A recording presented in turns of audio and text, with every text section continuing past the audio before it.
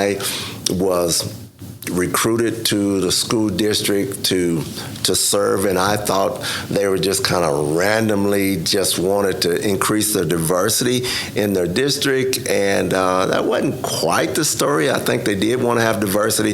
There were no other black principals in the district and whatnot, but the assignment that I was given wasn't random. It was a school that really had been experienced significant failure ever since the 80s, and kind of the district started to experience the flight of those that could fly away. And that's all I'll say about it. But so the district started to experience flight. A bunch of Section 8 apartments that had once been affluent dwellings became duplexes and apartments, Section 8.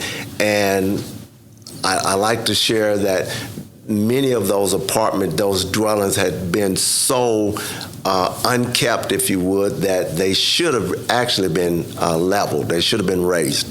But that's where all of these students were coming from. And so they're coming from 3, 4, 5-story apartments where on the ground level, on the apartments, on the streets, in the parking lot, it just wasn't safe. When kids got home from school, get inside and stay there until the next day to leave school.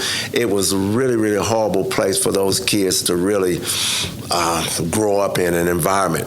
The school had the highest suspensions in the district, 100 plus a year, the highest number of retentions, students being held back.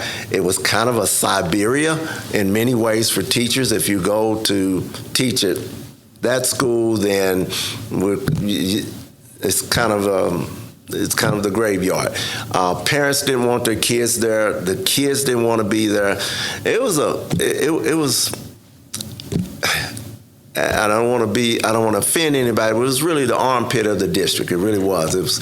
And my first day there, I like to share, I couldn't believe it.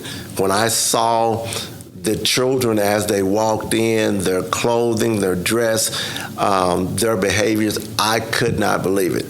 So the long story short, we turned the school completely around, and we ended up with the fewest suspensions in the district. I'm kind of proud of it. We had one suspension my last 2 years there at the school. You won't see that in a private school. We enjoyed a lot of success with student management issues. Our test scores were among the highest in the district. We did get some recognition, state recognition, and some gifts for our achievement. Our staff went from a place where teachers didn't want to be to a place where teachers absolutely, unequivocally wanted to be there. They were basically on a waiting list. They were waiting for vacancies to come open at our school from other schools, more affluent schools to come to our school. And so we were doing some things well and doing some things right.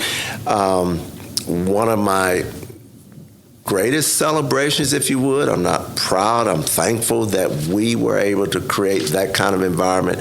Our teachers who resided in much more affluent areas and whom did not look like the children that they served brought their children, their biological children, to our school.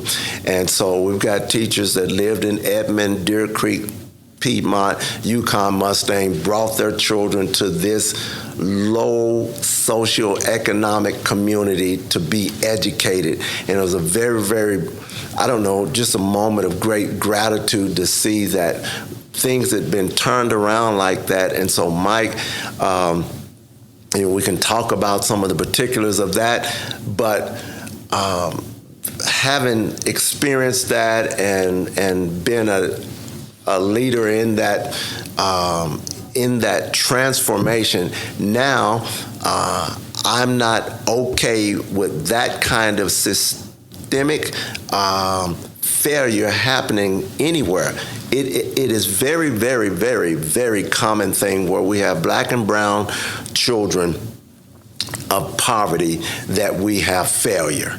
And that's basically, you just go and point out that community, and we have struggling schools as a rule. There are exceptions. We were one, but it's not okay with me now that we have any like that. Yeah. It can be turned around when people actually do the right thing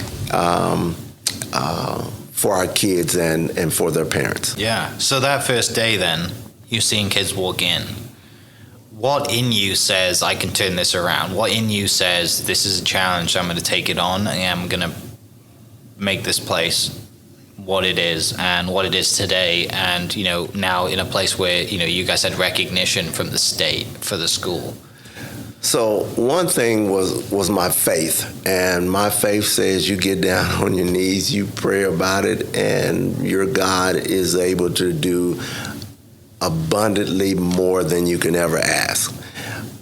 Practically speaking, if someone doesn't subscribe to that, I'm an athlete. I'm a competitor, and so I don't play to lose. I don't play to participate. I play to win. And so that was the second part, was that, hey, let's get after it. The third thing was that, to me, this was my job.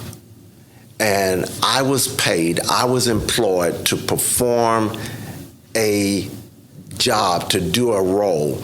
And Mike, I would frequently get a new assistant principal to train and to try to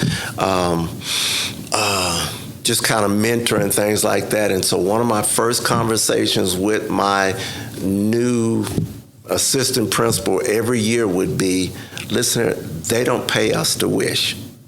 They don't pay us to hope. They pay us to do a job. So whether or not I'm going to be playing baseball or basketball or you name it, we're going to give our effort. And all of my life, basically, when people work hard, you'll see results.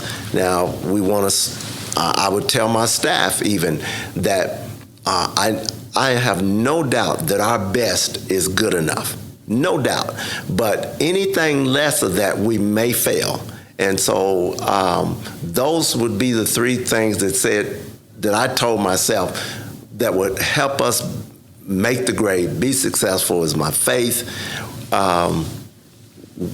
Competing, working hard, saying, hey, if that school over there is being successful, there's nothing wrong with my kids. My kids are not some leftovers, so I'm going to take my team and we can compete against yours. We can win. And then the last thing was work hard. And working hard, I believe, is working less than hard in a role like this is really next to criminal.